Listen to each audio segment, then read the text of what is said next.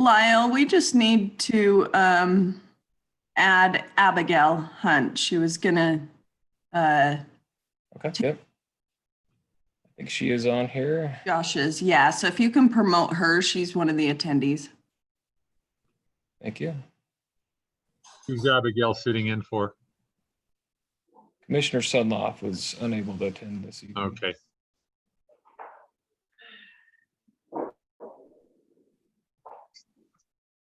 Hey, Dan's here too. Hi, Dan.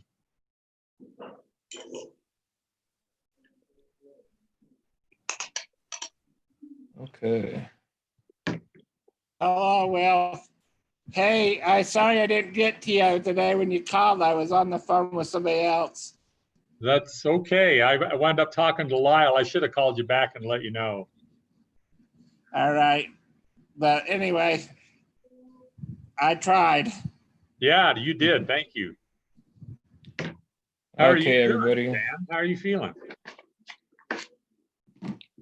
I don't know. Some days are good, and then some days I go backwards a little bit. So I don't know.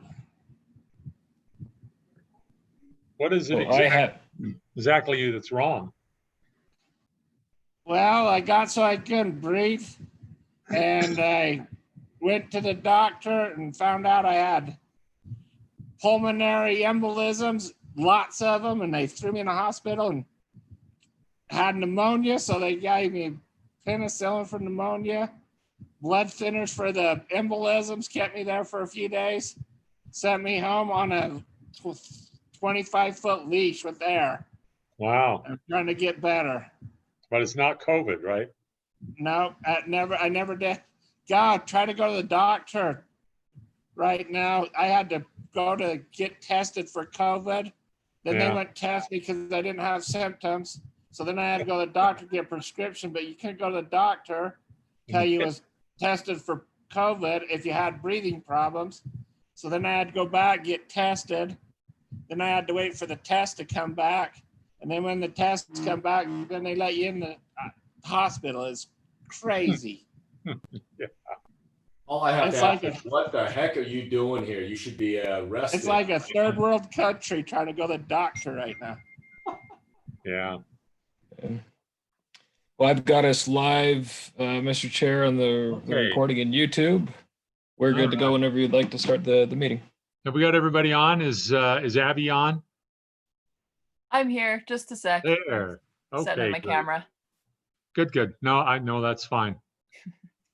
All right. Well, welcome everybody to the Kaysville Planning Commission meeting for June 25th. We welcome you all here, and in our different way of doing things right now, but that may change here. Probably will change after this meeting. So we'll talk about that at the end.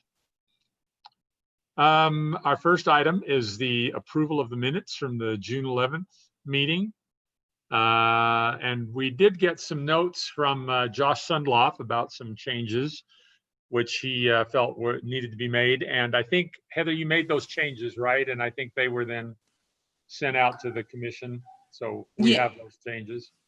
Yes, I made those changes and they were sent out in the amended packet. Right. Okay. So it's the minutes from the amended packet. So the one that we should have in front of us now. Any other comments about the minutes? If not, I'm willing to take a motion. Mr. Chair, I'll make a motion that we approve the minutes from the previous meeting. That is Steve, I believe, right? That is. It is Steve. Is there a second to that? I'll second it. That's from Jared. Jared. Second from Jared for the minutes.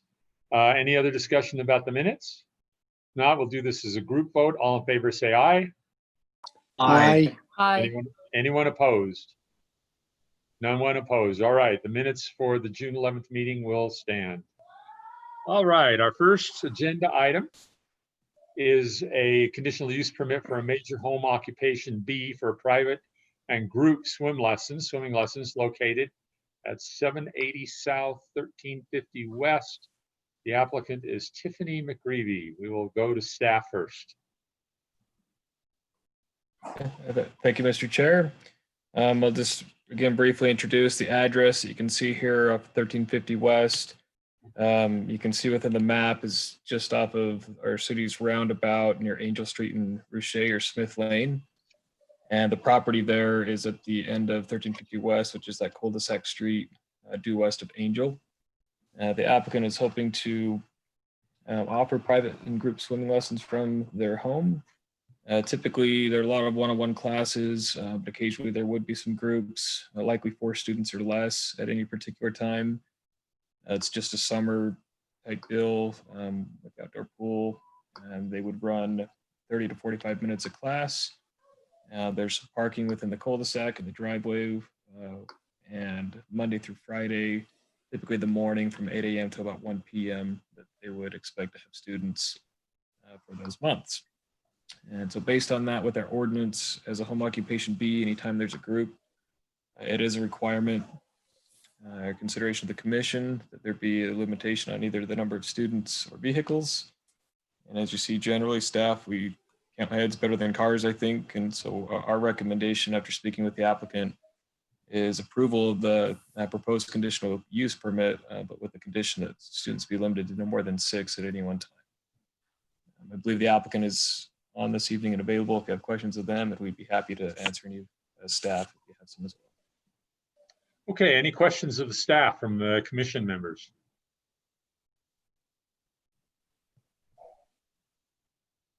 Hearing none, then let's go to the applicant. Is the applicant here, Tiffany McGreevy? Yes, her husband Tim is. She's a lot Tim. smarter than me. All right, go ahead. We it's actually due to the COVID situation, weren't able to use the public pools. And so the family in our neighborhood asked if they could use our pool. And so though, yeah, they did a great job summing it up before. I wouldn't have anything to add. Okay, great. Thanks, Mr. McGreevy. Commissioners, any questions of the applicant?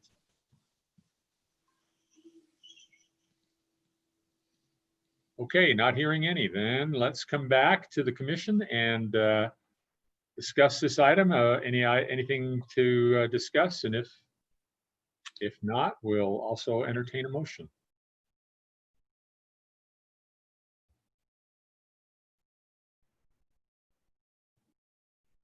No questions or discussion from anyone? All right. Would anyone care to make a motion?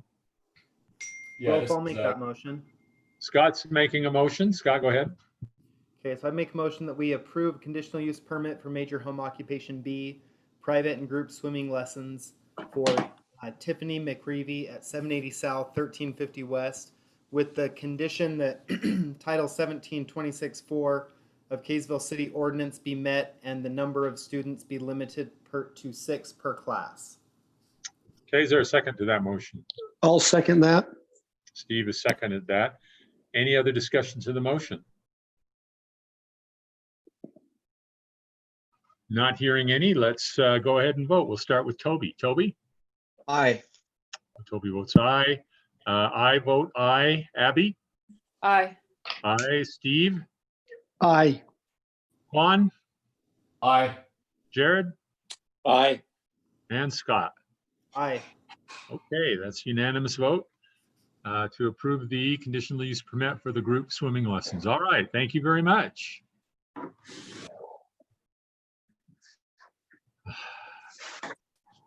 We have a short agenda tonight, but we'll see how short the meeting is. Our next item on the agenda is a rezone of 1.1 acres of property located at 1599 West Galbraith Lane from RA to the R120 single family zone, which includes the PRUD overlay zone. The applicant is Nathan Alvey. Commissioners, you may recall that this item was considered at our last meeting. We did vote to recommend approval for the PRUD zone, but we didn't consider the R120 rezone. During the discussion, it was brought out and felt that the purposes that the applicant was looking for could be accomplished with the R120 zone, or that it might better accomplish their purposes. So they have come back with that rezone. And we also at that time tabled the preliminary plat in order to allow some investigation and some work to be done on some particulars with how the property would be developed, most notably with regard to drainage from that property, but also some other items like fencing and so on. So with that, I'll turn it over to staff. Well said, Mr. Chair. That'll take a little bit out of mine. So I'll just simply go into the details of what they've returned with after that explanation. And as you'll recall, based on the chair's explanation, originally they had 2 lots that were each a ½ acre or larger. And that was, I guess what was missed, you could say originally. Their initial thought was that would suffice for the home that they hope to build on the back half of this property. And so you'll see the RA zone around it in the bright green. The R120, that's the current consideration, is the brown that's largely found around it as well. And the difference between the two, again, an RA zone requires a true ½ acre. That's 21,780 square feet, whereas the R120 allows a property to be divided into lots as small as 20,000 square feet, so about a 1,700 square foot difference. And the applicant felt, and you can speak to this further, that lot 2 on the back half of the property would be better served as being a little bit bigger for the home that they're hoping to build on that property. And so the R120 allows them to make lot 1 a little bit smaller at the 20,000 square foot mark, to add a little more square footage to lot 2. So still only 1 new lot, still a flag lot consideration. Simply makes lot 2 bigger and lot 1 a little bit smaller. This has been renoticed for the those within the 500-foot radius. And again, as we're considering technically a new zone, kind of starting over on that consideration. To the question posed by the commission last time, based on the comments that have been brought in regarding the water on the back of the lots between Loyola and Galbraith, the applicant has proposed, we can pull it up in a different document as we have the discussion, but essentially 2 different alternatives that are provided within the staff report. One would be on the west half of lot 2 to install a sump. Essentially what that is a small retention area where water collects, and then it allows it to seep and percolate into the groundwater. We'll find occasionally, frequently throughout Kaysville, your topsoil doesn't necessarily allow percolation of water. If you can push through that and get into better soils that absorb and take the water, in addition to that, it has some holding capacity itself that can help deal with it. Is one option. And the other was looking at potentially pushing the water out to Galbraith Lane into the city's storm drain system. So essentially creating a pipe or French drain that would collect water on the back south end of the lot and ultimately flow that out north. City staff is open to either option as a viable means to deal with it.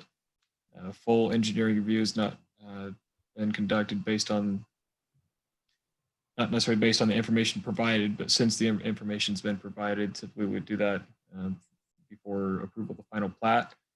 But we do believe there are a couple viable options, and we are willing to accept the water into the storm drain system on Galbraith Lane, should that be the option that's best suited to manage that. I think that's pretty much the update from staff. Again, happy to take questions. I know the applicant is also available in the meeting with us this evening, so I'll probably close my remarks there, turn the comments to the commission, and again, remind, even though we did have the public hearing, as was stated by the chair, because of the renotice and technically the new zone, that we would do that again this evening as well. Okay, thanks, Lyle. Commissioners, are there any questions of the staff?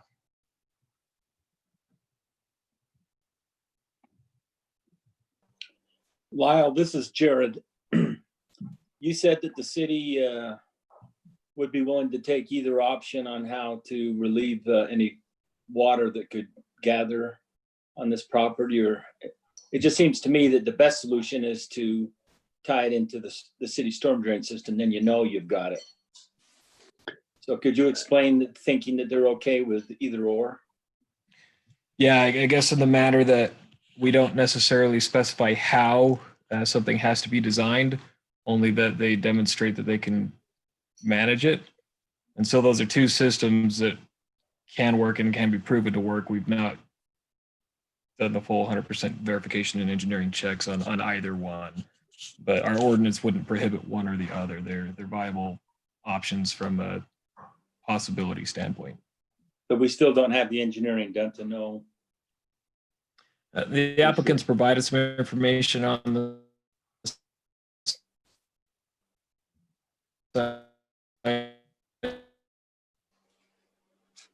Lyle, I don't know if you can hear us. You've frozen up. And, still not coming through very well, Lyle. All right. Well, Is that working now? yeah, you're back. There you Okay. go. Okay, yeah, sorry, everyone. I don't know if we got the full answer to Commissioner Doxey's, but simply to say the applicants provided some data and information showing the options.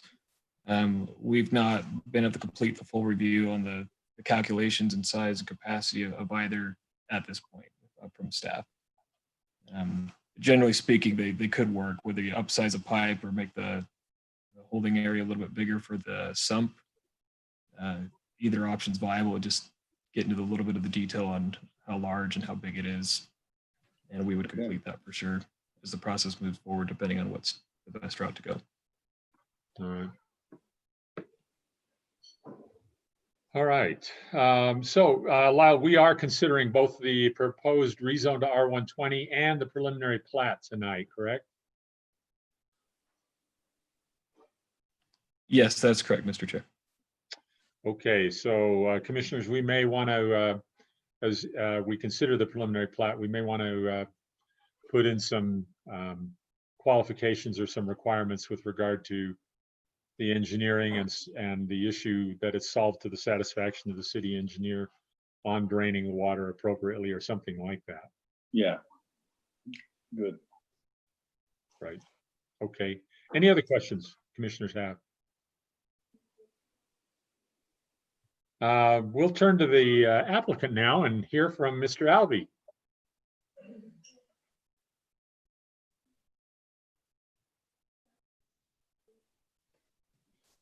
Good evening, everybody. Can you hear me? We can, yes. Fantastic. Good to be with you all again. Congratulations, Lyle, on the baby and new addition to the family. Following the last planning commission meeting, prior to reaching out to Ensign Engineering, who's put this plat together for me, I went and talked to each of the neighbors who commented in the last planning commission meeting and came to the conclusion that the low point for the water collection is on the west property line with the Dancing Horse Estates subdivision. It's not actually between the south property line with Loyola. So whoever's driving the mouse there, it's going to be kind of right by that shed, the existing shed to be removed. Yeah, okay. Okay. So this is the plat just showing the R120 property boundaries. There were some other drawings submitted showing the two drainage options. Both collection points would be near that existing shed that we're going to be removing, because it was determined with the neighbors that was where the low water point was. Ensign Engineering believes that the sump pump referenced by creating a large collection point of gravel would be sufficient to retain the new home's water. We believe it would be an improvement above and beyond the current conditions. And in all honesty, that would be my ideal situation, my proposal. I have provided an additional option, tapping into the city storm drain, simply because the commission requested and wanted to see that done. The existing storm drain for the city is about 4 feet deep on the north side of Galbraith. And we proposed collecting the water at that low point by the shed, running it north to Galbraith Lane. We would then have to actually turn it east before it crosses the street. And I've had a subsequent meeting with all the neighbors. The neighbors, guessing, are going to be on the phone call here again this evening. They prefer to have the city storm drain utilized. Again, if the neighbors wanted to contribute towards the cost of that, I would have no problem contributing my share towards that. But if I'm going to be the only one contributing to this financially, my preference and my choice would be just to have the sump pump. Yeah, with that visual there, you can see along the property line, there's a 12 by 12 collection point, runs north along the property line, and then heads east, and then across the street over to the north end of Galbraith. Again, that storm drain is about 4 feet deep. And we can't run the storm drain line any further south, closer to the Loyola property lines, just based off of gravity working for us. So all of the excavating around the property site would be to direct the water towards that collection point, the same area where we're now looking at, where we would have the gravel sump. Again, mine and my engineers, I'm leaning on the engineer, their opinion is that the sump is more than sufficient at retaining the water from this property and would improve the conditions in the neighborhood.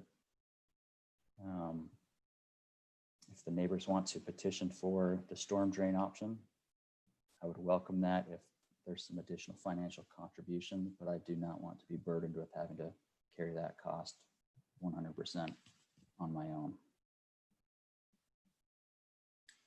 Happy to answer any questions. Okay. Commissioners, questions of the applicant?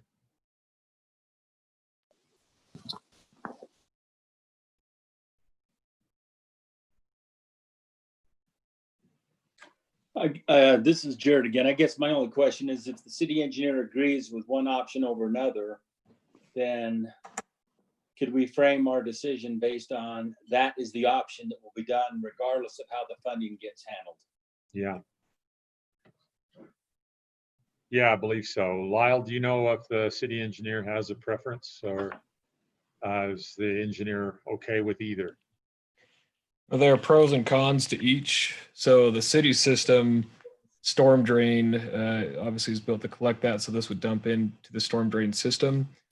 So there's capacity to do that. That puts some extra road cuts into the road, extra tie-in points, pipes clog and things like that. So there's some maintenance things that happen.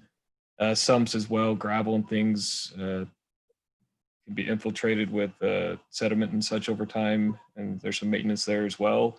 It becomes more of a private issue. So the city's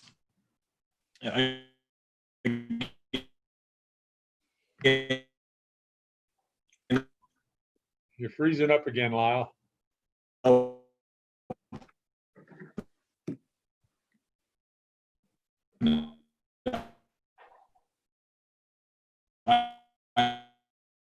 Yeah, it's still not coming through very good.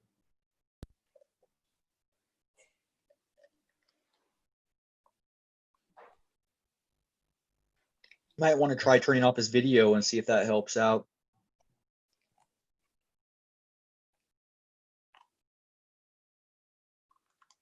So he's off.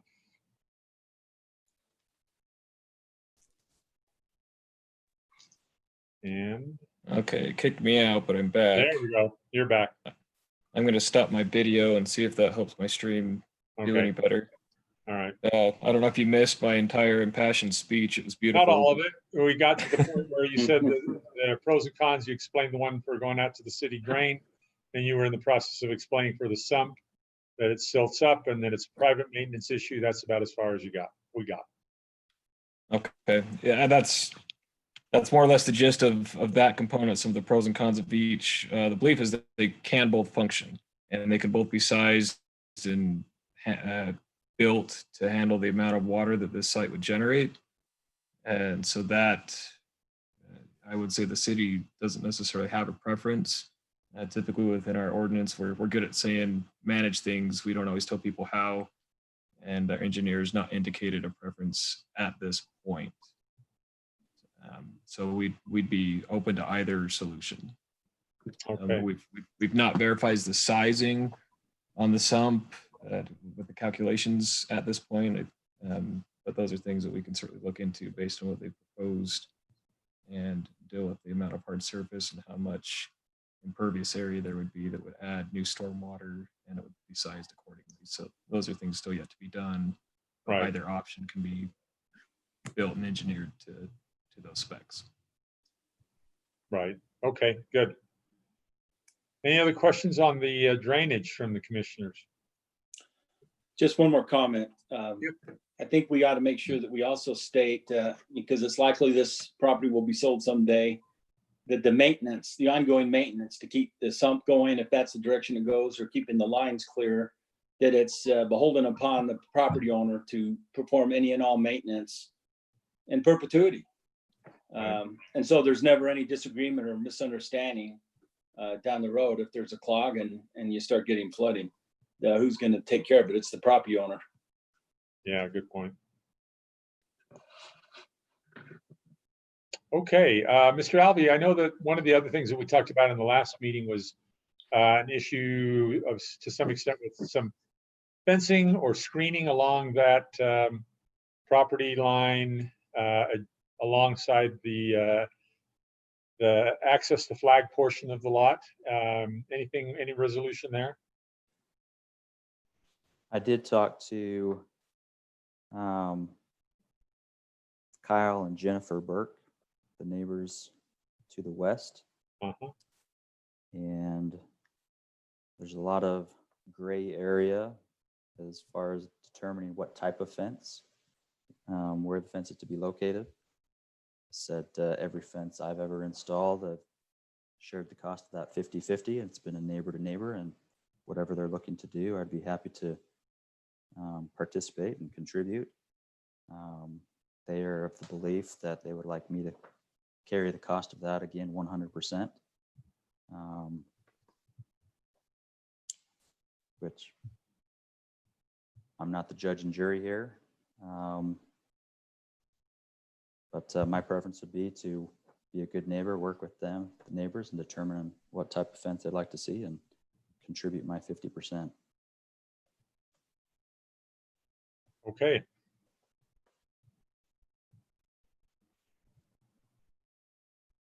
All right. Commissioners, any other questions of the applicant?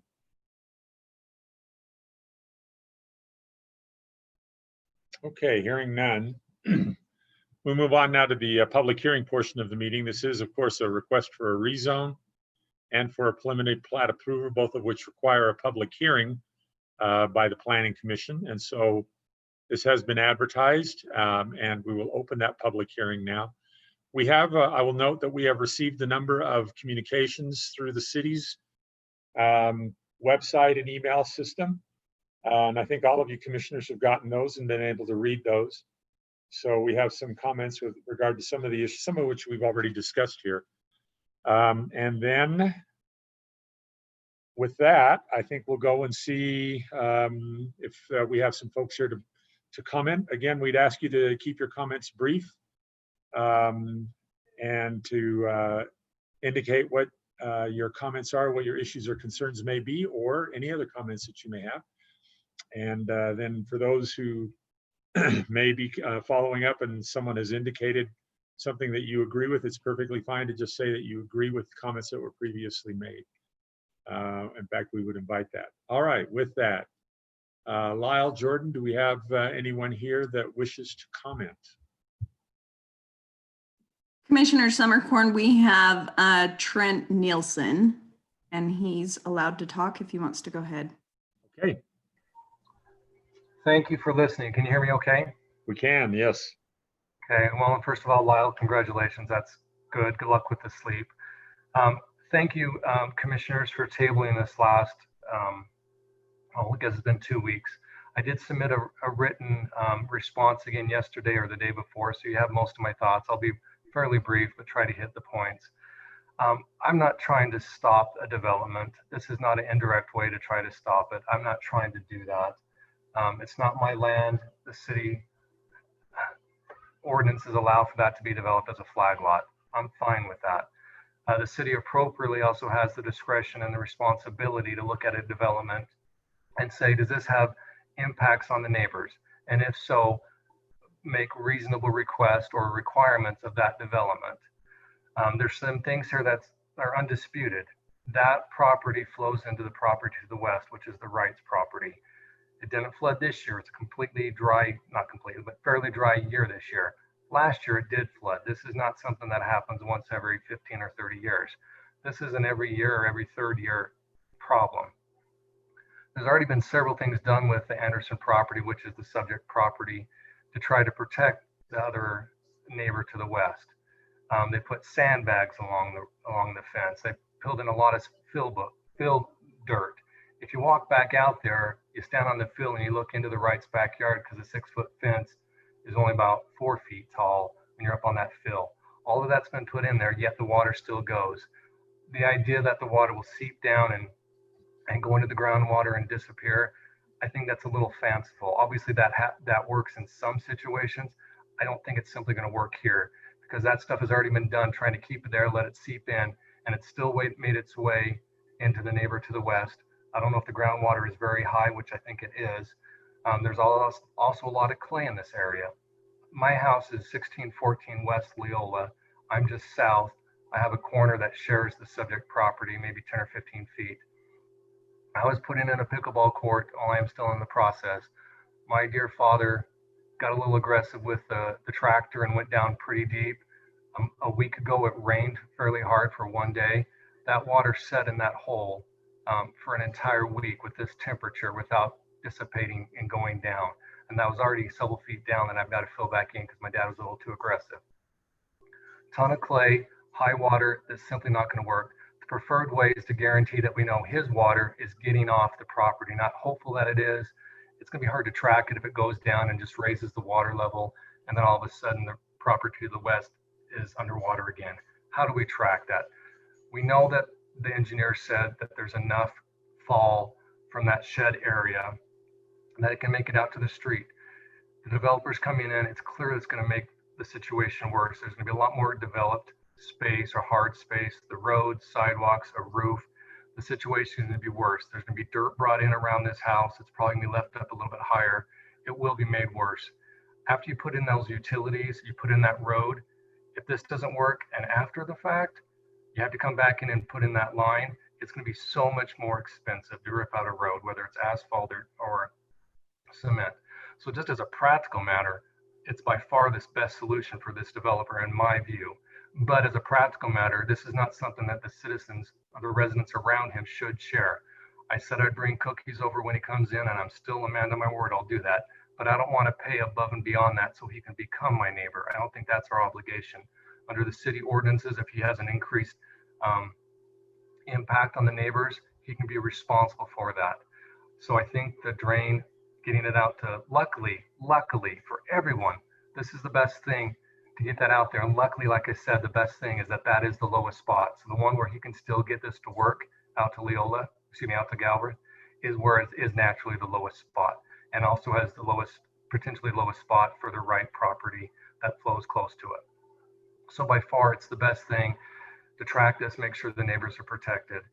He should foot the bill for that as the developer. He's worsening the situation. It's undisputed it's going to get worse. That's undisputed.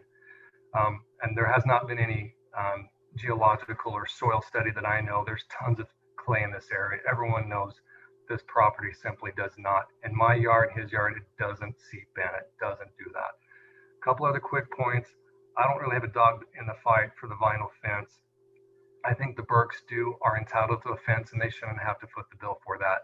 Their property, their privacy, and their safety is being impacted by a road right along the side of their house and their 18-month-old little girl.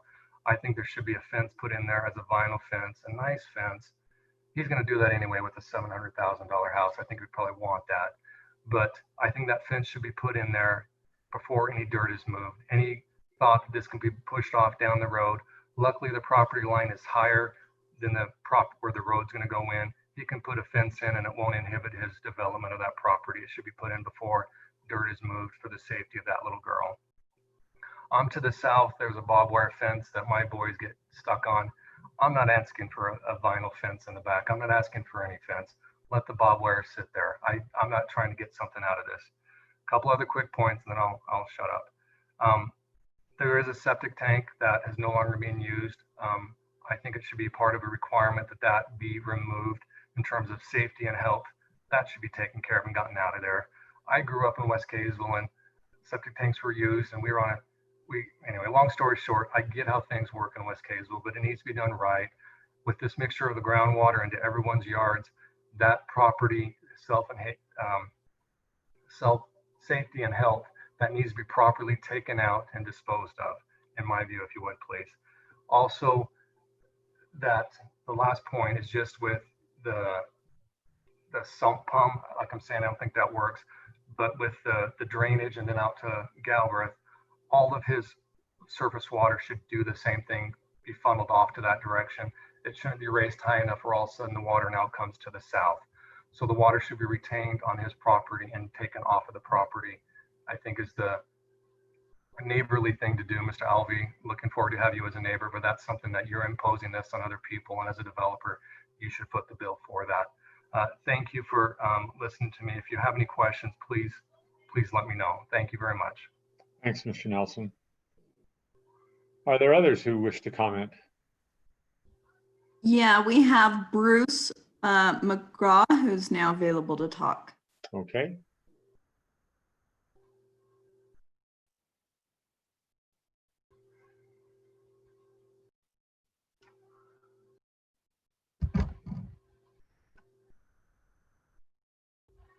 Go ahead, Bruce. I think you might be hearing from Trent Nelson again. I'm still live. I'm not sure if you're switching off to Bruce. Okay. I texted, I don't know if I texted a question I had. It was typically how long after roads go in are stop signs put up, specifically the Altair townhomes on 700 East and 250 South. The road is in now, and it's a straight shot. You could call it the Kaysville quarter mile from the top of the street all the way down. So I was wondering if there are any plans to put a stop sign on the corner of 700 East and 250 South, and typically how long does it take after the road's completed? Does the Planning Commission look at things like that? That requirement, I don't think is going to be something specific to this subdivision. And I think that's something, Mr. Let's see, I don't have your last name. I just have your first name, Bruce. I think that's probably something you could contact the city, engineering or public works, and get those questions answered. Okay, cool. I'll do that. Thank you. You bet. Thank you. Heather, anyone else? Yep, we've got Thomas Wright, who is now available to talk. Okay, again, Tom is sitting right here with me. I'm Tammy. We would just like to say that we agree with everything that Trent said about everything. One comment that I had in addition to that is I don't see how the gravel sump would be any different really than the sandbags along our fence, and the sandbags do nothing. We still have water pooled in the backyard, And like Trent said, it sits there for weeks. And I just don't see how that gravel sump would do anything different than what the sandbags were attempting to do, but don't. Okay. Great, thank you, Ms. Wright. Heather, who else? We've got Kyle Burk, and he is allowed to talk now.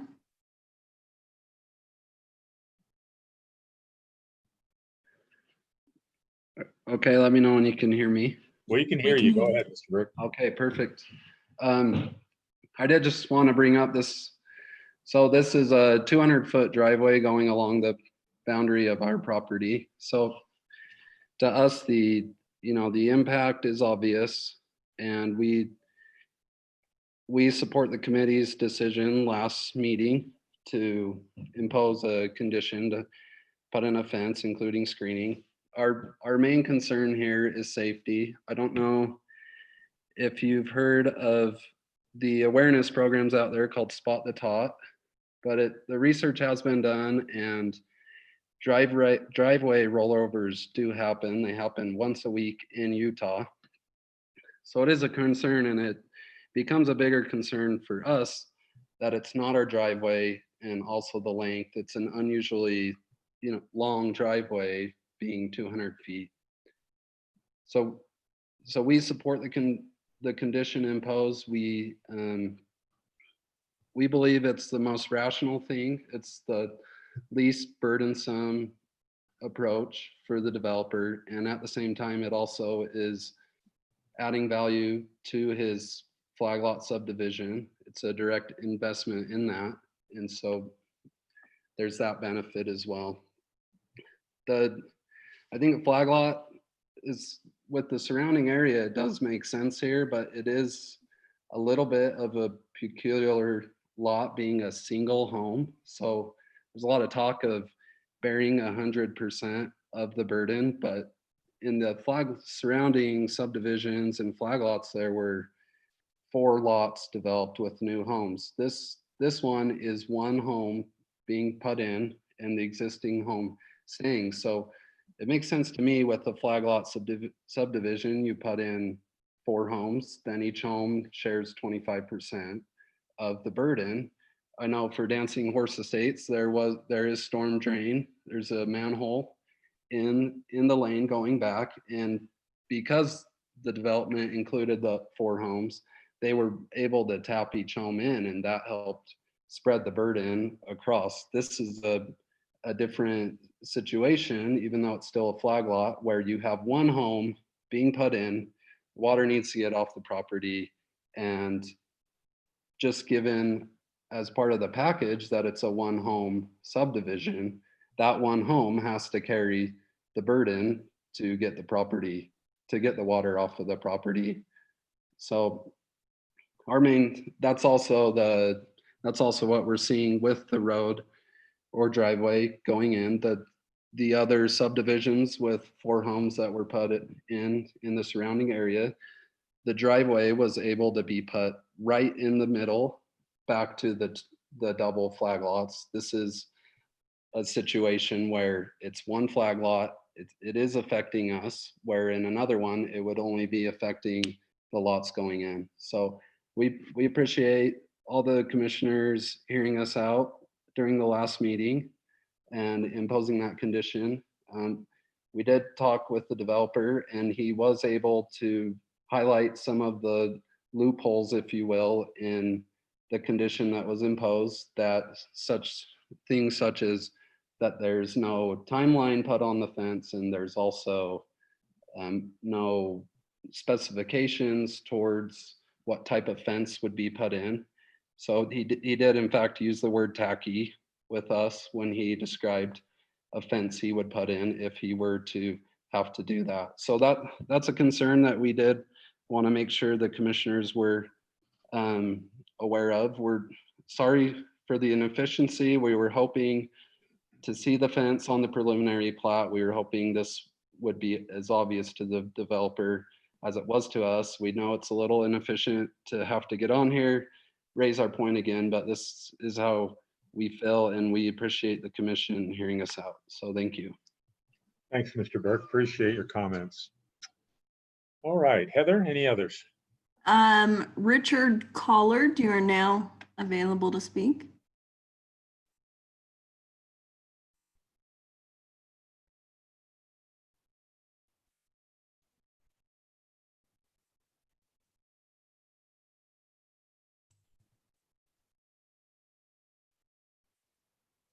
Mr. Collard, are you there?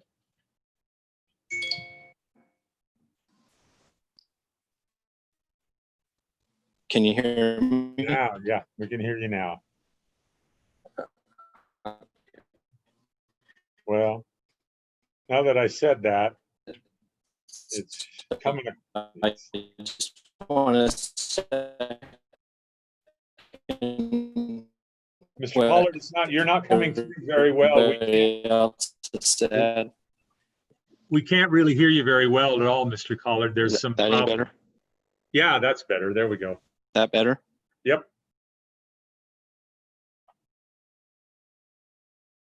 Sounded better. Are you still there? Okay. Yep. Can you hear me? Yeah. Okay. Go ahead. All right. So I live at 1606 Leela Street. So it'd be the backyard of the development. So I want to second what everybody else has said. You know, the water is obviously a big concern for everybody here, and my preference would be to get the water out to the storm drain rather than have it sit in some kind of French drain system that who knows how long it's going to take for it to soak down into the dirt. I think the best option is to just get it off the property and get it away from the new home as well as all of the surrounding homes. And then, you know, as far as the fence goes, you know, there's certainly a safety concern there with cars going in and out of the driveway. You know, my neighbor put in a fence last year, the year before, and he didn't ask me to pay any of the cost of it. So, you know, with the new development, I think the developer should be paying for the getting the water off the property. They should be putting in the fence for the safety. You know, we shouldn't be, as existing homeowners, be paying to have this new neighbor come in. So anyway, that's all I have. Thank you. Okay, thanks, Mr. Collard. Appreciate it. Heather, who else? If there's anybody else, if they could raise their hand to speak. Otherwise, I don't see any other hands raised at this time, Commissioner. Okay, maybe we'll give it just a minute and see if anyone else does. Heather, let us know if anyone does. There is no one else. I believe you're okay to proceed. Okay, let's move ahead then. We will close the public hearing portion of the meeting. And Mr. Alvey, we'll turn to you for a response to any of the comments. Thank you to Richard and Trent and Kyle and Tammy. Everything that was heard in the public meeting here tonight has been discussed amongst us on site. I would hope and think that I'm a reasonable individual, but I don't have a blank checkbook. One thing that has not been mentioned here tonight is the water that everybody is so concerned about is coming from everybody else's homes. And now they're asking me to pay and be the one who's going to carry the burden of solving their water problem.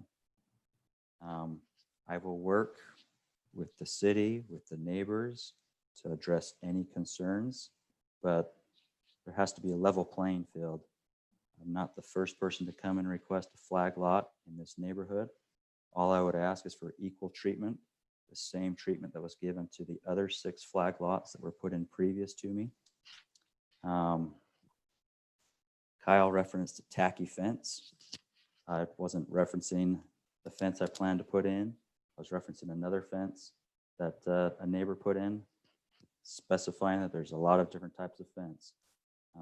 When somebody comes to me and says, hey, you're a developer, this is your burden to put in, there's a lot of gray area there. It's better addressed neighbor to neighbor, and neighbors can figure out what they want to do together and then split the cost. This is not a private driveway, or excuse me, this is not a private road I'm putting in. It is a driveway.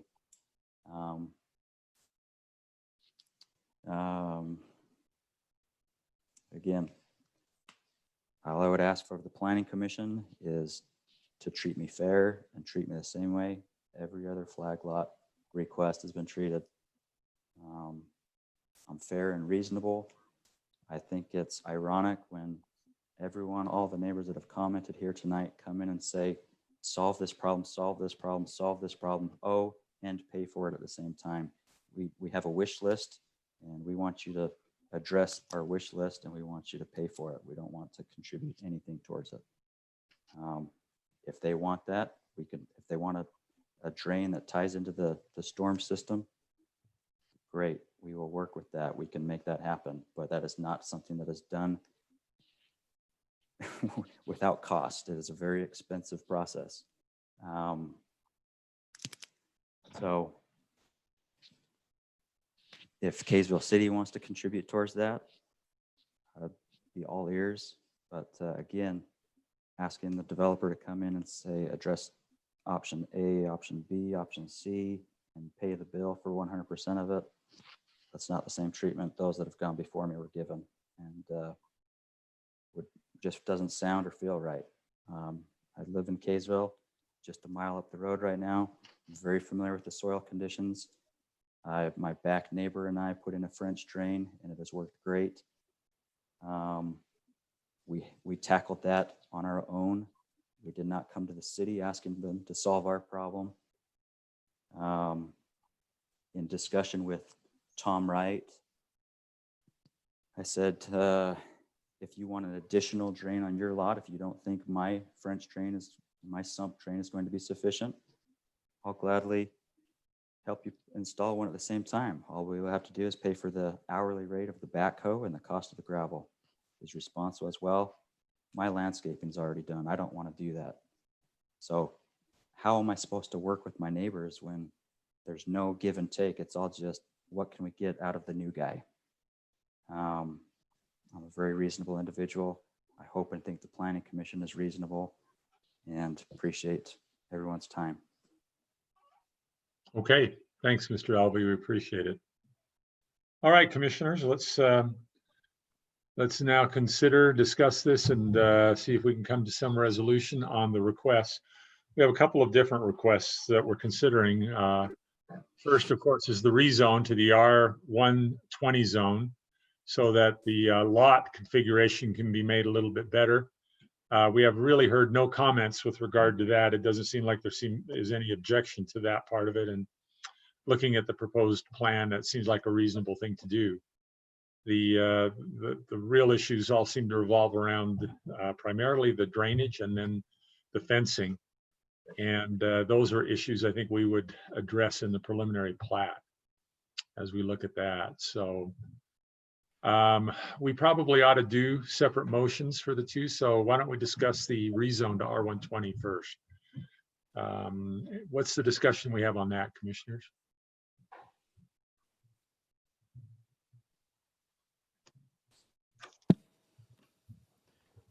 Chair, I'll just say that not having heard any comments about the flag lot really being an issue, I think that the neighbors do see that that's a compatible use with other similar uses there, and nobody seems to be feeling like that's going to be too small of a lot. I would say that I really don't have any reservations on the rezone to R120 if that makes the configuration for the two lots better for the applicant. I don't think that it's unreasonable or going to create something that looks like it's too small or incompatible with the neighborhood. Are there any of the site plan or preliminary plat requirements that we would want to tie to the rezone? Or is the rezone, do you think, just its own issue altogether, and then we take care of the actual site considerations on the plat.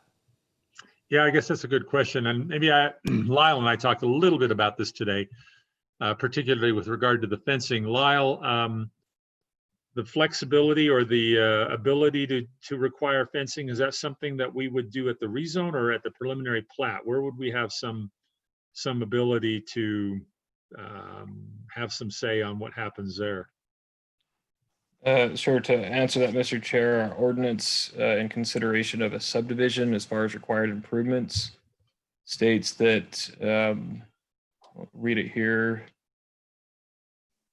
Sorry, it's a big paragraph.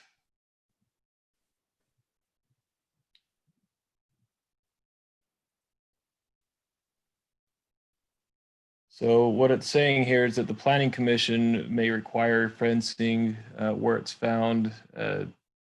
I'll just read it verbatim, so bear with me, I apologize. So fencing shall be required along all boundaries within a property adjacent to the subdivision where adjacent uses are found to be non-compatible by the planning commission. So within the subdivision process, you have the ability to implement fencing requirements if the commission finds it's dealing with non-compatible uses. Within the rezone process, and probably as Commissioner Hess is grasping wisely, you have a lot more discretion whether you need to put other stipulations in there before you're comfortable with the rezone. In both cases, this is a city council decision. You're recommending either item. Right. But your recommendation for the rezone may have requirements that the house be purple, or it could be, all kinds of things that you think are necessary. And that's obviously facetious, but in order to make something compatible and function in the area. Otherwise, with the simple subdivision process, that's the language that you have to consider is it dealing with non-compatible uses. Okay, Lyle, are we also, we're considering the rezone to R120. We did recommend approval of the PD overlay at our last meeting. Are we doing anything else with the PD, or was that already accomplished at our last meeting? I think it'd be okay if you needed to update your recommendation. Okay. For the city council, specific with the R120 PRUD, I think that would be appropriate to do so. We've not yet passed along any recommendation on this project to the council, and where there's been a change, you could update your feelings if that's appropriate. Good point. Good point. We don't have a PD overlay zone yet in place. All right. So, commissioners, I think what that tells us is that that with regard to the rezone and our recommendation there, that may be the place if we want to put any stipulations or recommendations to the council with regard to the fencing in the rezone for the property for both the R120 and the PD overlay. With that, what are your thoughts?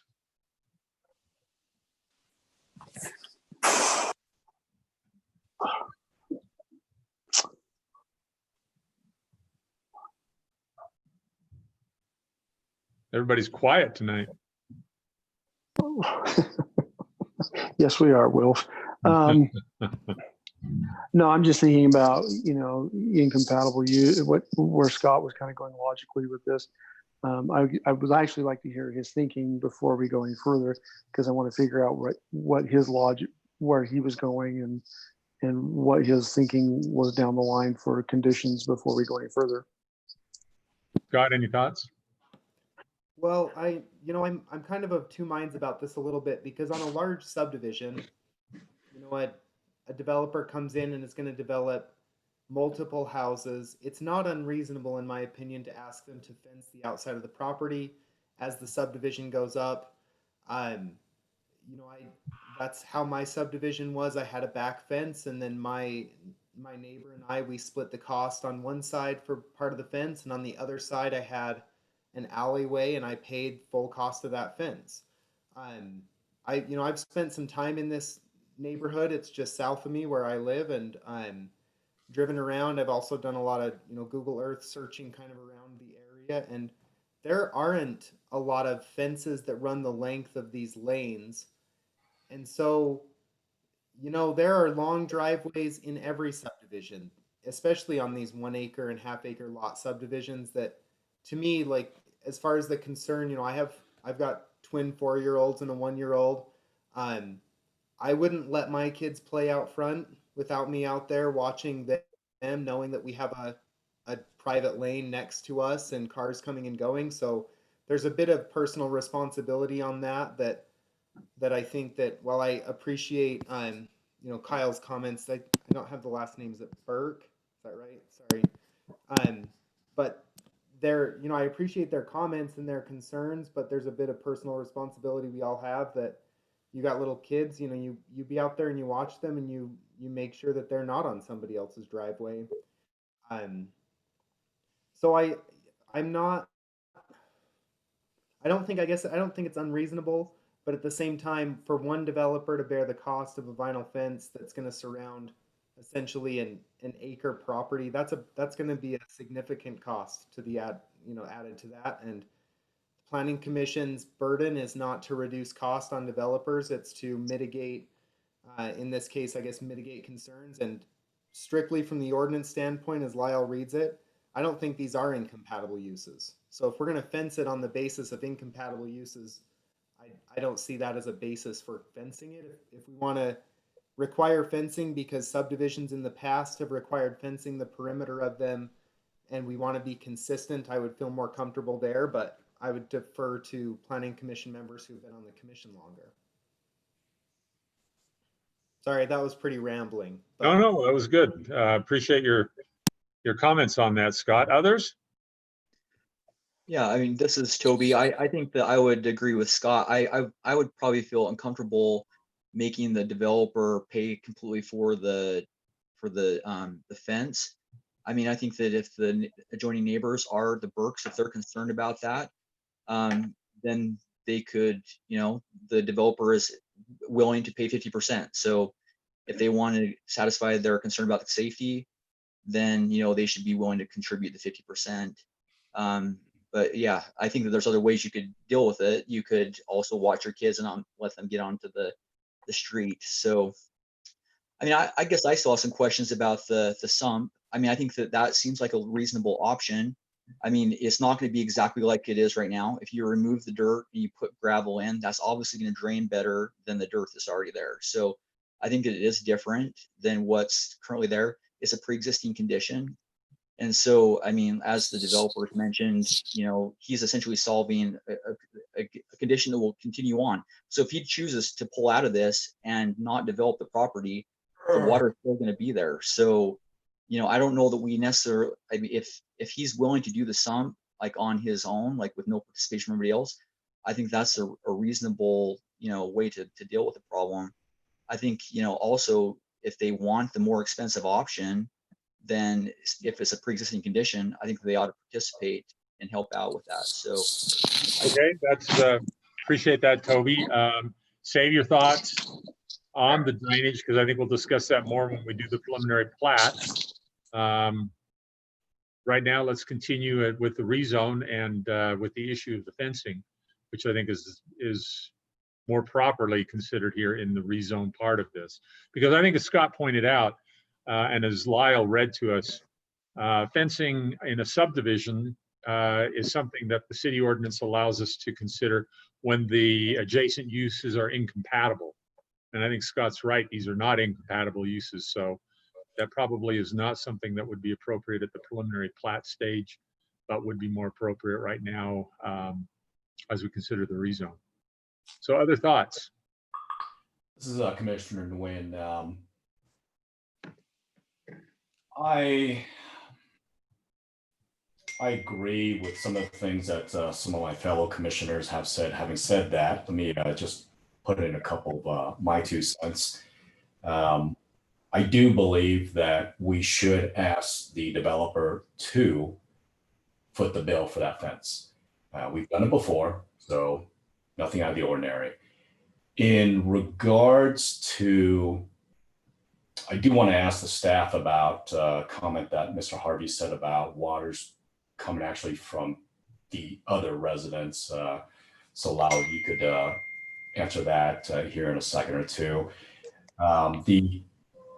The comment about it's your responsibility to watch the kids. I don't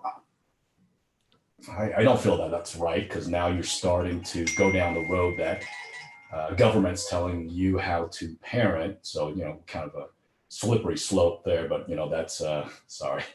Maybe we can discuss that at another time. So going back to the fence, yes, I am in favor of, and I would actually, that would be a stipulation that I would have, or else I would deny, I would vote against it. But so hopefully that explains my stance on the fence. Okay, thanks. On commissioners, other thoughts? I'll voice in. I think we also should. We have that development that we did up on 650 East and 100 North, or 100, and we stipulated fencing between the neighbor that was impacted. I think there are some impacts that you do have to mitigate occasionally, and I kind of feel the same way with Commissioner Wynn on that also. So those are my thoughts on that, on the condition. Maybe I'll just voice a couple of thoughts, or a thought based on some of the discussion here. I take the point being made both ways. I'm just thinking though, let's say, for example, this is not a big subdivision. We're talking about one additional lot. They're large properties. As Scott pointed out, there are others that already exist there that have flag lots, and there is not fencing that runs the entire length of that drive. I think in this situation, what if the owner of the property were not creating a flag lot, but we're putting some kind of an accessory structure in the back and running a drive down to it? In that case, he would not be required to put in fencing. He could if he wanted to, but he wouldn't be required to. And there would be a drive there, much similar as to what we're talking about in this subdivision. It's just a thought I've got, though. I'm just kind of trying to look at this both ways. I also get the point about if you're putting in a subdivision, as Scott mentioned, with a larger subdivision, frequently the requirement is that there be fencing adjacent to other properties from large new subdivisions. So it's a little bit of a mixed bag in my mind. Other thoughts? As I look at the aerial image, it looks like 1619 Galbraith Lane, which is it's kind of the southwest corner. It's the other flag lot that touches what'll be lot 2 on this. I guess is the fencing issue really from the corner post of that up to what the front yard line of the next door neighbor, the Burks, 1609 Galbraith Lane would be?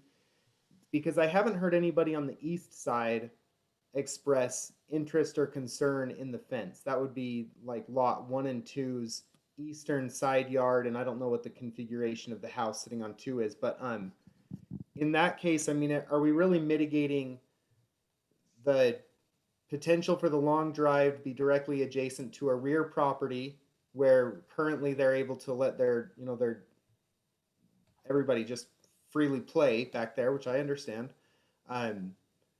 And is it proper to ask for fencing for just 100 feet of that western property line to mitigate that one issue? Because then I feel a little bit like you're just taking care of a single issue that's been raised by a single property owner, which doesn't make it a small issue, but I just have questions about how we have them do that. And I just haven't heard anybody from the east have the same fencing concern. Good point. So then I would probably ask that neighbor if they're willing to make concessions, as you pointed out, Commissioner Hess.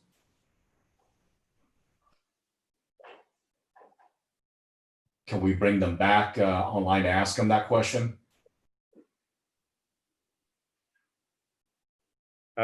So which property owner are we talking about to ask the question of? Are you asking the Burks? Would it be the Burks? Or West, or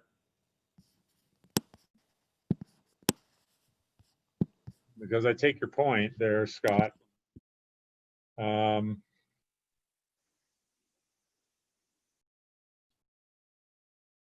Yeah, I'm open to that, but let's ask the neighbors that are affected by that. Are the Burks still with us? Yes, they are, Commissioner. Could you activate them, and then let's maybe have Scott ask that question again? They are available to talk. Okay, Scott, go ahead. Right, so I guess the question would be under a normal subdivision, your 6-foot fence line would be stopping at probably the front line of either your home or their home. And I don't totally know what the fencing requirement is, and I should have looked that up on the ordinance, but there's a limited amount of north-south fence that's 6 feet tall that you could even require before it enters into a front yard. So is it really just, is it that issue that would be essentially the length of your driveway would likely not be fenced, at least not with a 6-foot fence, the majority of it, but from the front line of the existing home back to like your property line corner, your southeast property line corner, is that really the concern for the fencing that you're looking for? Adjacent to the backyard primarily, right? Yes, exactly. Yes, that's our concern is the backyard, and I'm not well versed with incompatible use. I think the stem of the flag lot is specifically designated for driveway, so I don't know how incompatible use works with driveway and backyard, but that is our concern. We we leave it up to the planning commission, but that would in our opinion, yes, that would mitigate the concern to make it so there's no access direct from the backyard to the drive. So that probably be a fence, coming up like you were mentioning, Commissioner Hess, and then perhaps a gate just to mitigate the safety concern. So that we don't have to worry about the impact on our property. And just to add to that, I think you were asking, I can't remember who, but somebody was asking about the neighbor on the other side, why they aren't concerned about a fence. And I think it's because the driveway doesn't affect them. I mean, the lot is pretty wide and they have older kids. Which could change, but yeah, and the driveway may not even go that far back. It kind of depends, I guess. Okay, thank you. Thanks, Mr. Chair, for letting us comment on this. You bet, thank you. All right, commissioners, where are we at? Other discussion? We're still on the fence issue, right? Is that? Yeah, yeah, and the rezone, pretty much, right?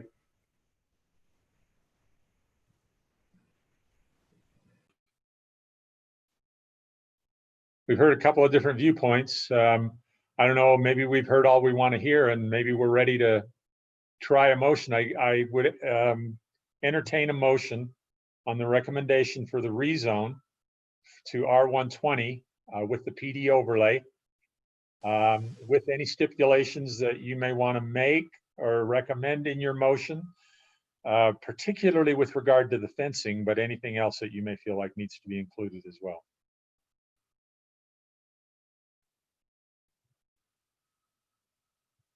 Anybody willing to make a motion? Yeah, I'm willing to make a motion if you can walk me through on the stipulation, help me out with the stipulation on the fencing. So let me just make sure I've got this correct. So again, I'm making the motion for which portion again? You're making a motion for the rezoning from the RA district to the R120 with the PD overlay, PRUD overlay.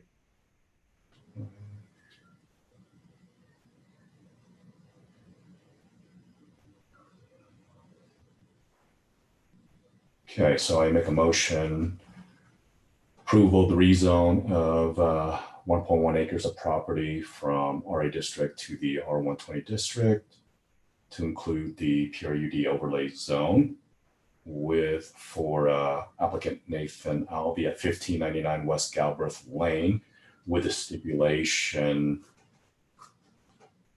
the fence you guys help me out on this one. I think what you're looking for is to require fencing on the west side adjacent to the driveway, the length of the driveway. Yes. And that would be a requirement of the subdivider to install what, a 6-foot fence? Is that what you're thinking, Quan? Yeah. Lyle, first of all, let me see if there's a second to that motion. Do you want to make, I would ask, do you want it to say 6-foot vinyl security fencing, or is a 6-foot fence, whether that's chain link, what you're thinking, or do you want to, say it's got to be opaque? And then the only other change that I would ask is, or not change, but just the question of Lyle is, can you run a 6-foot fence out to, like 1 foot behind sidewalk, or does it need to stop at the required front yard of lot 1? Yeah, good point, Scott. Are we looking at material and then also how far into the front yard? I would imagine the rest of our ordinance prohibits fence in the front yard area. So to respond to that question, commissioners, our ordinance does not restrict fencing in the front yard. It does near an intersection, but not near driveways. So other ordinances do, it's fairly common, but Kaysville City would not specifically restrict that. Interesting. So if you'd like to stipulate that it go to the 30-foot front yard setback, which would be typical, it sounds that the neighbor is more concerned about fencing their backyard in relation to the driveway. I'm not sure how you define that, but if you wanted to get specific, you could do that with us as part of the recommendations so that we're clear on what you're looking for. So Quan, what I do then is I'd say then took it to the 30-foot mark, and I would also stipulate materials and say that it's consistent with material already in the neighborhood that is already vinyl. I agree, because that's the ask. So yes. Yeah, I'd call it the prevailing fence in the neighborhood is what he would have to match. It's 6 foot tall. Okay. Thank you, Commissioner. I'll second that. Scott Hess seconds that motion. All right, discussion to the motion, commissioners. Yeah, like I think I've said in the past, I am in support. I mean, this is decent project. It meets some of the requirements. I support it, but obviously, I think we do always have to, at least in my opinion, for me, I'm going to hear the issues that the neighbors have, and if they're reasonable, then yeah, we should definitely do it. But again, I like the idea of this development going in, and I'm glad that at least we can address some of the issues that the neighbors have. All right, any other discussion, commissioners? In the motion, did we stipulate who is supposed to pay for the fence? Did I miss that? Is that a? This would be a stipulation that would be required of the applicant. Okay. So I guess my feeling on this is, I guess I'm kind of coming down on the opposite side of this, because I kind of feel like that this is it's not an incompatible situation. So I really don't think this is something that would be addressed through the subdivision. And on the rezone part of this, where I think we're doing one lot, a lot that with a driveway like that could be put in by anybody, anytime, and we wouldn't necessarily be requiring a fence there. And so I'm kind of in that camp on this, but that's my thought. I think I would be with you, Wilf. I mean, I think especially since the comment has been made that there's other flag lots in this area that do not have fences. So I think it's not precedented that we require a fence.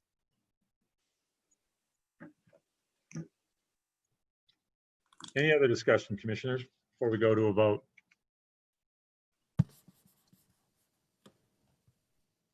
All right, let's go ahead and call the question and take a vote on this. Does everyone understand the motion? Just want to make sure. Anyone not? Anyone need any other clarification on the motion? Commissioner Summercorn, this is Heather. I just needed some a quick clarification, Yes. just because there were so many ideas. So if you can just run over it one more time. I've got the 6 foot. But I didn't know what type or time frame, or I didn't know if that was in there. So I apologize. So my understanding is that, and please correct me if I'm wrong, other commissioners. My understanding is they require a 6 foot fence, the length of the access driveway to within 30 feet of the front yard setback line. Materials to be compatible with other fencing in the neighborhood. And then, and I wasn't clear, was there, vinyl was mentioned, was that stipulated that it had to be vinyl or that it could be vinyl? That it is. Because vinyl's what's the prevailing in the neighborhood. Great. Vinyl is prevailing. So Quan, is that, what was your understanding? Are you requiring the vinyl fencing? Yes, I am. Okay, so it is with the vinyl fencing. Thank you. Heather, does that help? Yes, you didn't specify a time frame, did you, or not? I'm sorry. No time frame. This would just Okay, be perfect. something that would be required as part of the,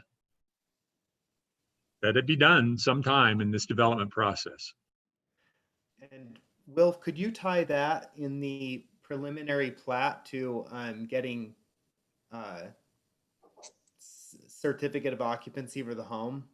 Yeah, I'm sure it could be done that way. Yeah, certainly. I think that would be a clean way to do it. And then you don't have to require it now if the, I mean, there's a number of things to be taken down before this new home can go up. Like a portion of the existing home be removed is in the plat right now. So I think that would be my preference, is the way that you did that, is before C of O for the house number 2, the fence be done and complete. And I agree. Do we need a stipulation in there, or? Let's do that as we address, I think, the preliminary plat. So, all right. So with this, then let's go ahead and, yeah. Steve, or did you have a comment? No, just take my mute off to vote. Oh, okay. All right. Let's go ahead and vote. Looks like I'm up first. I vote no on the motion. Abby. Aye. Steve. Aye. Juan. Aye. Jared.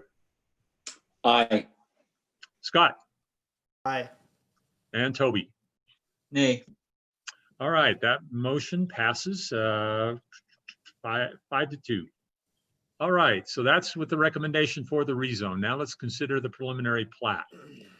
I think certainly as part of the preliminary plat, we'll talk about putting in some kind of requirement on the fencing with the certificate of occupancy or something like that, that'd be completed by then.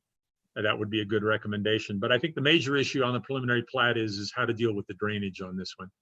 Of course, all of the other city standards and requirements would need to be met.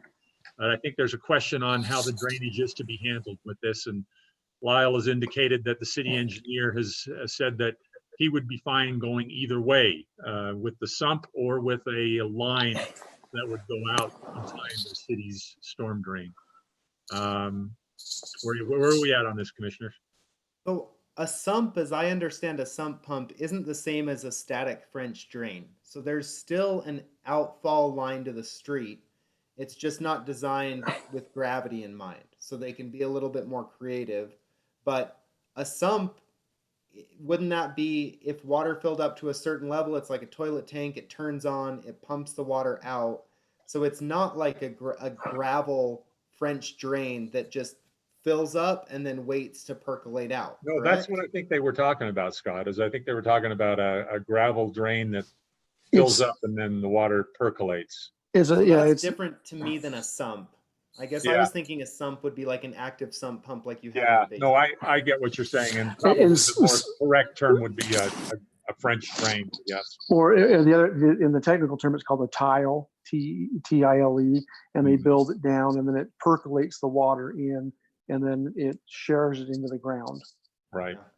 So, my issue kind of on this is groundwater collects. If you're buying the property, you're buying the groundwater. Common law tells us that.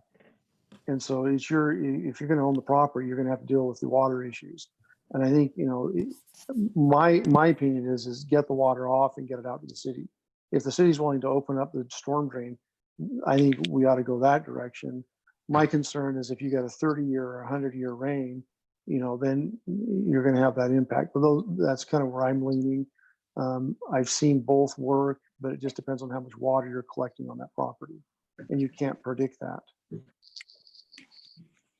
Yeah, I mean, it seems like really what would happen, water's gonna, there's a natural flow to water, obviously, and water flows across the property owned by different property owners. And as long as you're talking about the natural flow, everybody's got to deal with what they get. The real issue comes when you're increasing that flow. And there's a good point to be made that by putting in a driveway, rooftop, any other hard surfacing, that there will be additional water that will be generated. And that additional water should be the responsibility of that developer or property owner to take care of it, to not allow more to flow onto the adjacent property than what may normally be flowing under natural circumstances. So, but, making that determination may be a little bit tough. And then what's the best way to deal with it? Even if you put in a French drain, I think you can take the additional water that may be generated, but you may still get natural flow that's going to overflow and keep going, as it seems to be doing currently. So I don't know. It's a bit of a tough one.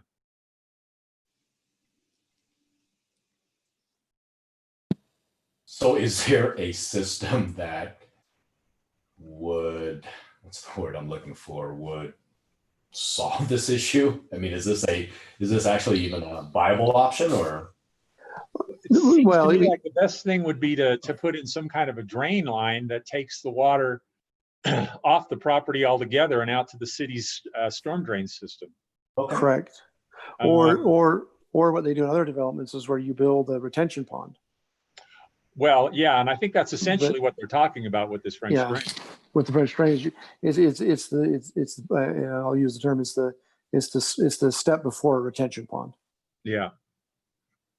Yeah. But if the city is willing to work, I think the option is to try and get as much water off of the property and get it out of the storm drain.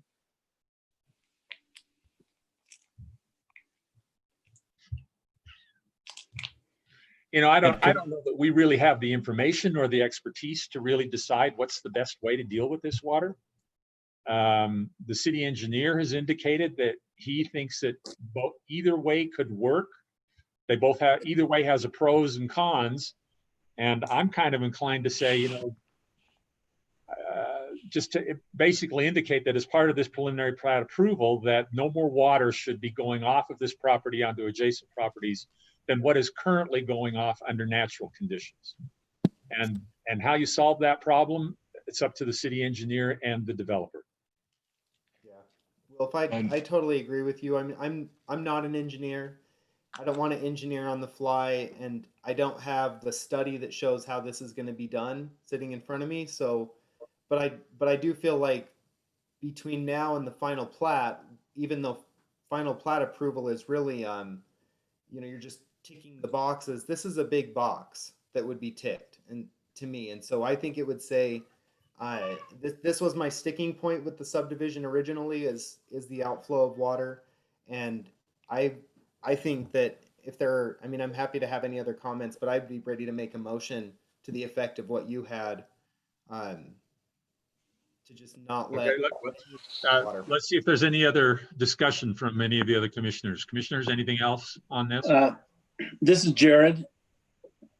In the Sunset Equestrian Estates, where I was the HOA president for 3 years, we had these issues come up several times.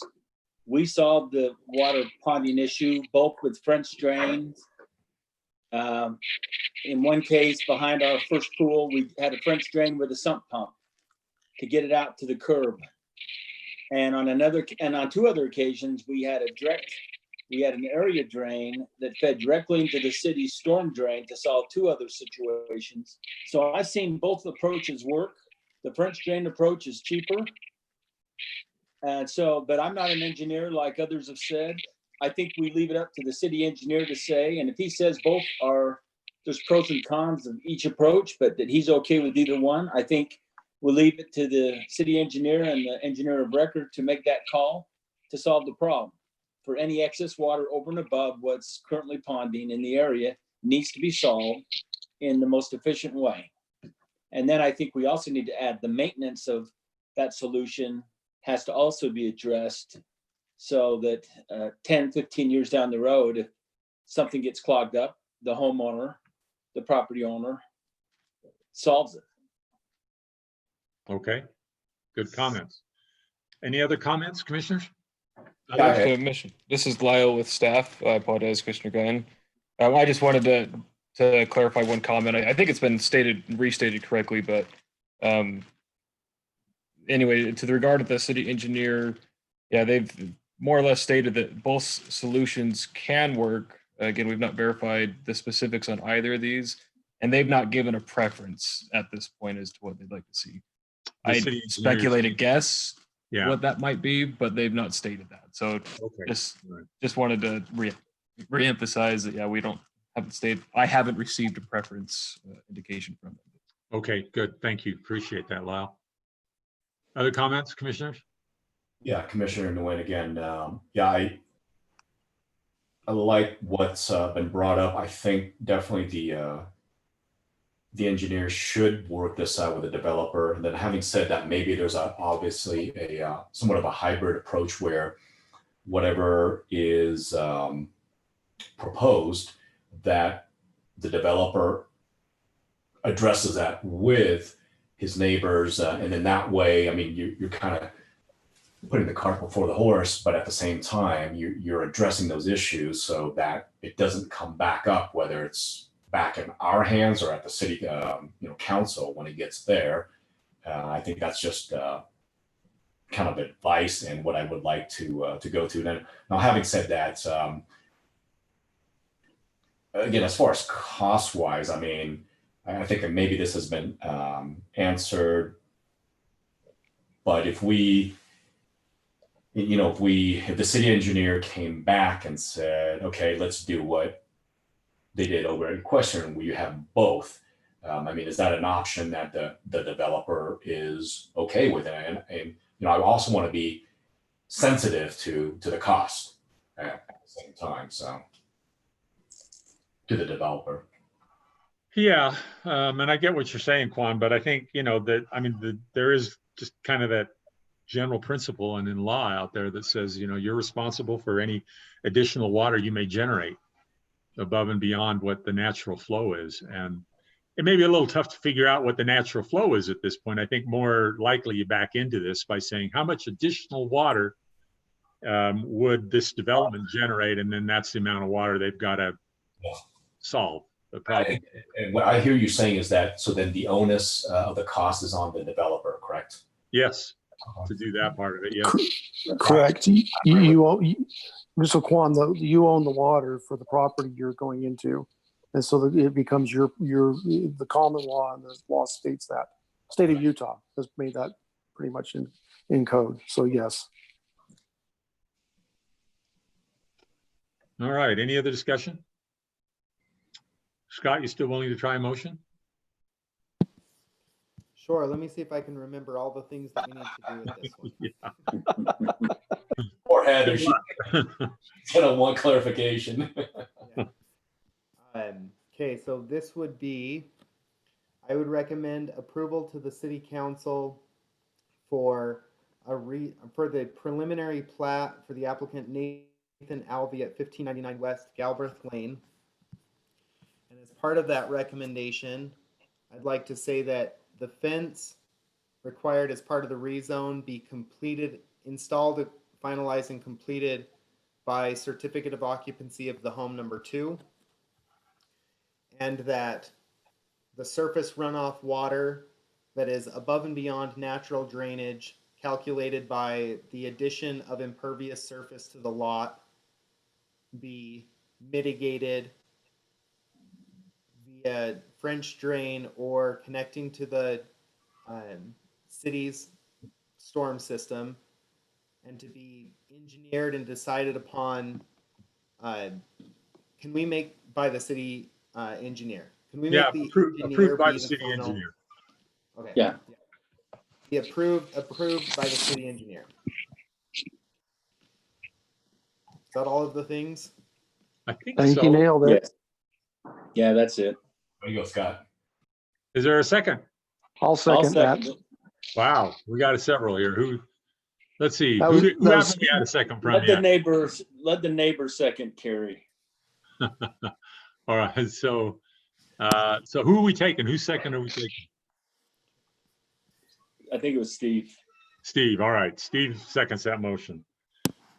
Any other discussion to the motion, commissioners? All right. Hearing none, let us vote. Abby, Aye. Steve, Aye. Juan, Aye. Jared, Aye. Scott, Toby, Aye. and I vote aye as well. So we have a unanimous vote on the recommendation of approval for the preliminary plat with the stipulations that are set forth. All right. Thank you very much, all. We appreciate your coming. These items, the rezone and the preliminary plat, will now move forward and be considered by the city council. And they will have the final say on what happens with regard to this. Lyle, do we have any idea when this might go before the council? Yeah, my expectation that this would be on the July 2nd meeting. It's and that's at So 7 next o'clock. Thursday. Next Thursday. For those still listening, the council is meeting, as far as I know, still at Davis Tech at the Northfront Business Center. So it's a in-person meeting in a different format than you're experiencing tonight. Okay. Thank you all. Appreciate it very much. All right, commissioners, that is the end of our business on this agenda. A little bit different than our last couple of meetings. Our next item on the agenda is a call to the public. So we will make that call, and if there's anyone here who would like to address the Planning Commission on any item of their interest or concern, Heather, can you let us know if there's anyone out there?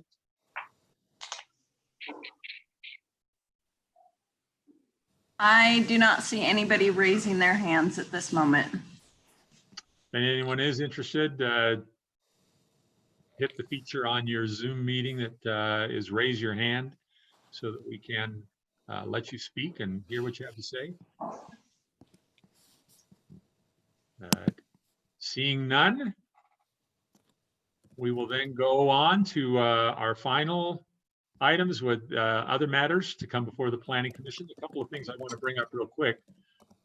One is a couple of you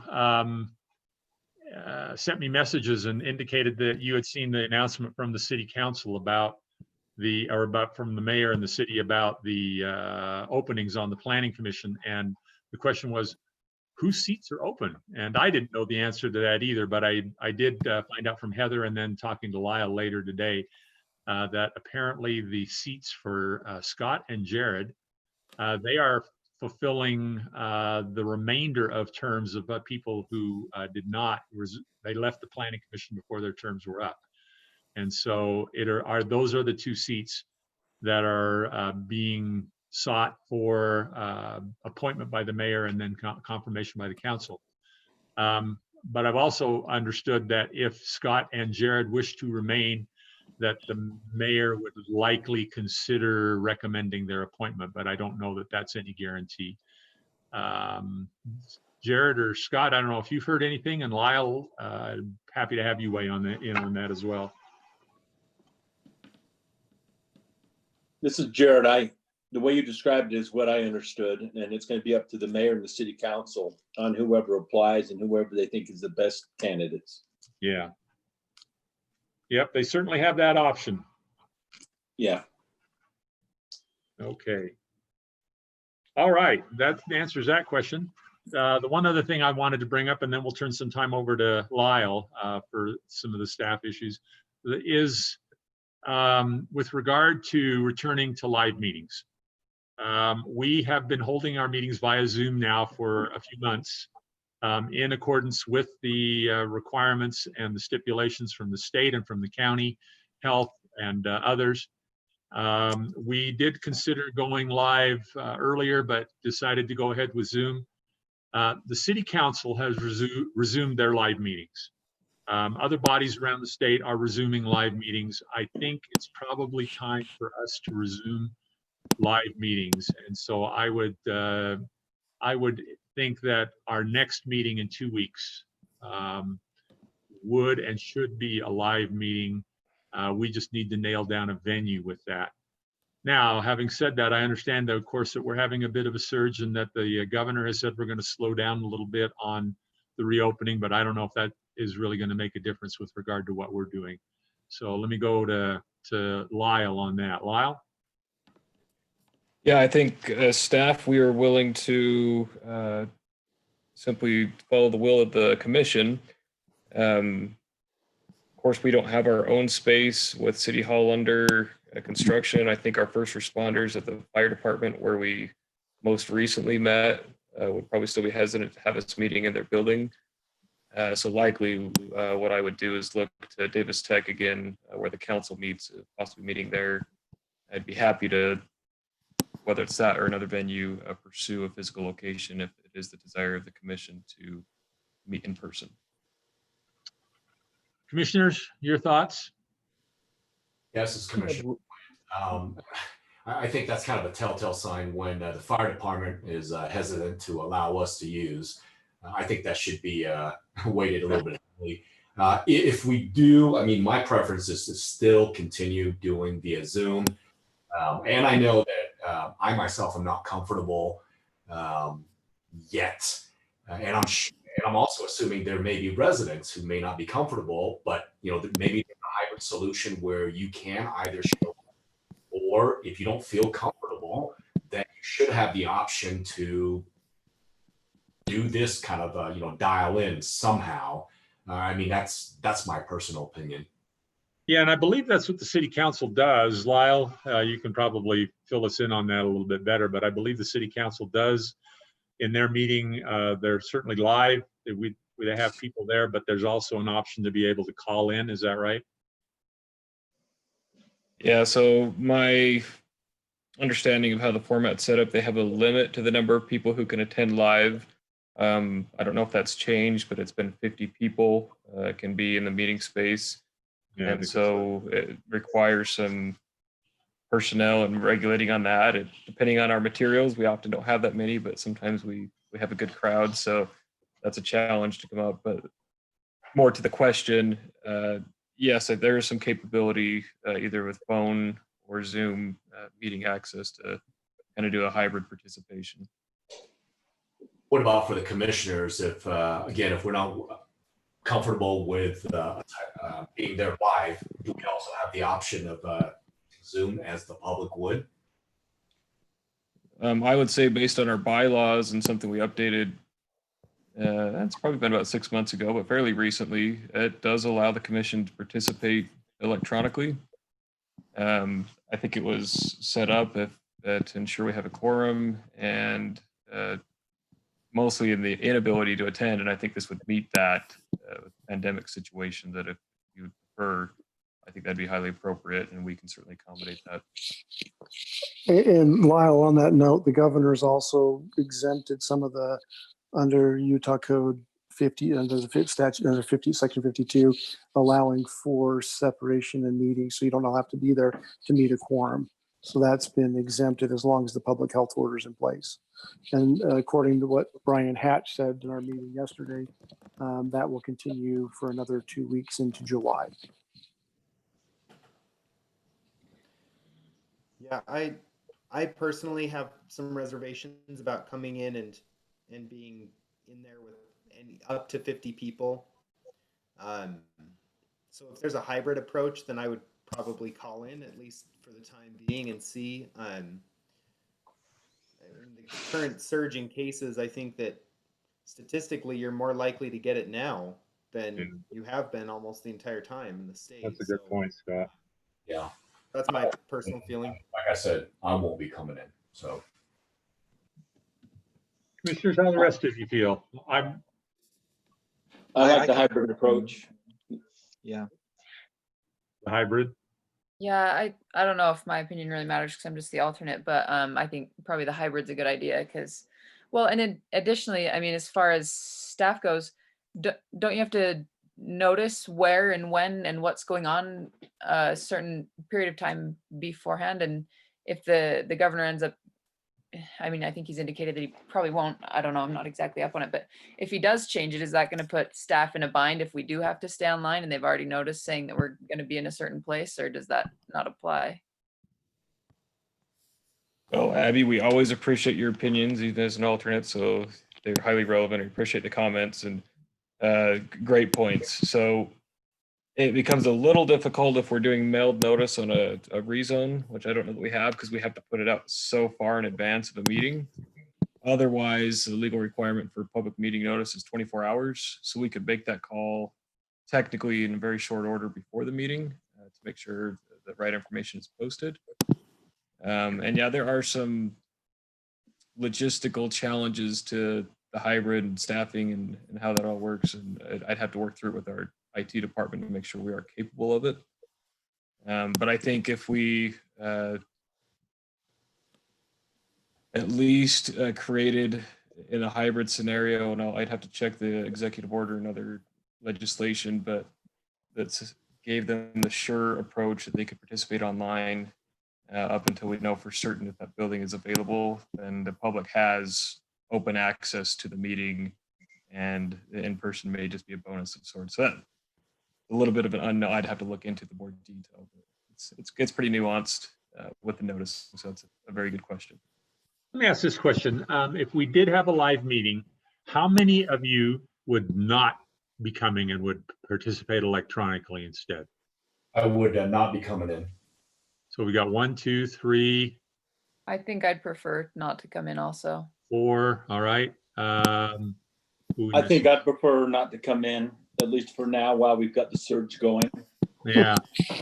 So here's a thought. I mean, city council is meeting, so live makes it a little bit awkward to say, well, we're not going to, but still, I think it may be justified. And in particular, for the month of July, we have our meeting on the 9th, which we're going to hold, but then we're not going to be holding the meeting on the 23rd, which would give us a little bit of some additional breathing room. What if we went ahead and held our meeting on the 9th via Zoom, as we've been doing now for the last couple months? And then we'll see. Our next meeting won't be until August, sometime in August, and we'll see where we're at. How does that sound? I like Sounds good. For the information of the commission, of course, this is an ever-moving target. This municipal building should be ready by August. We might even have a better place on to our home meet. turf. Yeah. My guess is based on the numbers we're seeing, we should see the high number should come through July, and then we should see the downturn starting the next 2 weeks. Within the next 2 weeks, that's what we're hearing from the public health people statewide and in the county. And the other issue that's interesting is the high numbers in the county are all in Bountiful, North Salt Lake, and in Woods Cross. That's the heat map. Everything north of there is where we're doing pretty good on not getting cases. So it's I see the map. You can go on the county website and go see the map. But I just as an aside, I think it's wise. I think we stay this format for the month and then see where we're at in August.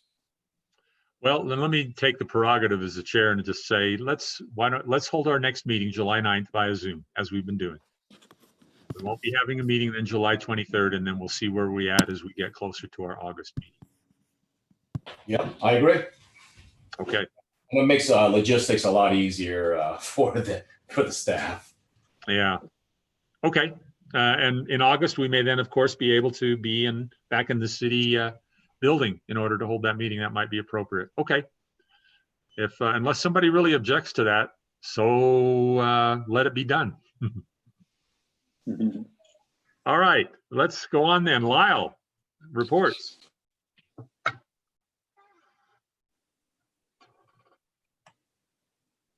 I just wanted to pull up my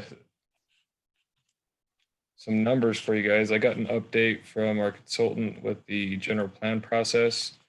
don't know if you can see this in the email. We're closing in on the last few days of this first activity or set of exercises through the end of June. So you can still encourage people to go. Appreciate the chair helping us out, do some outreach through a robocall. So I've been hearing from a lot of people that they're aware of the effort, that we can see here, we've had a lot of visits to the site. If you can see that, about 5,000 people have come to look at the general plan page. Well, I guess those are total visits, about 1,300 unique users. They're leaving comments on our general plan map, about 334 comments, and we have 178 responses to the survey. And then down here in the little, you can see there's a visual preference survey that's had about 116 responses. So in a city of about 33,000 people, yeah, maybe that's not the right number of responses or comments that we'd hope for, but we certainly got a lot of likes on the map. So it kind of works in a different way where I don't know if those are really part of the tallies. A lot of ideas and suggestions you can see in the pie chart, and a lot of concerns that people are highlighting. So hopefully those who are visiting it are seeing that comments are up there, already been made, liking those, and hopefully that'll help inform the process going forward. But again, there is still time, so just encourage, if you haven't done it, if you know anyone, push them to the site. And if they have done it before, what's interesting is as more comments come into that map, it's interesting to see other people's ideas that you may not have thought of before, that you could thumbs up, thumbs down, maybe comment on. Might inspire more thoughts than when you originally visited it or somebody else did at the beginning of the process. So I think it's useful to go back and take a quick look at that. Yeah, so commissioners, encourage all your friends and neighbors to get out there and get online and participate on this. Yeah. Hey, Lyle, just a question about that. Does the consultant know, because I know that you can track by IP address and you can get an idea where the location of the person, where the person was, like their address, where they responded from. Do we kind of have any idea of where these responses are coming from within the city? Are they kind of weighted to one area, or are they kind of spread out throughout the city? I do not know personally. They may have that capability, so I can ask them as they start to gather the data and see if they can disseminate it and anyway distribute it and display it in that manner. That makes sense. I will check with them and we'll have that as one of their considerations. If not in this exercise, perhaps that's something that we could do in the next one to help us understand where things are coming from if we weren't able to get this under this current event. I know we tried to do that with the strategic plan last year to find out age and demographic, where certain age groups saying one thing versus another, certain parts of town saying one thing versus another. So if we're not collecting that with this, let's make sure to get that in the future ones. But I will ask if they've been able to get that from the current data. Thank you.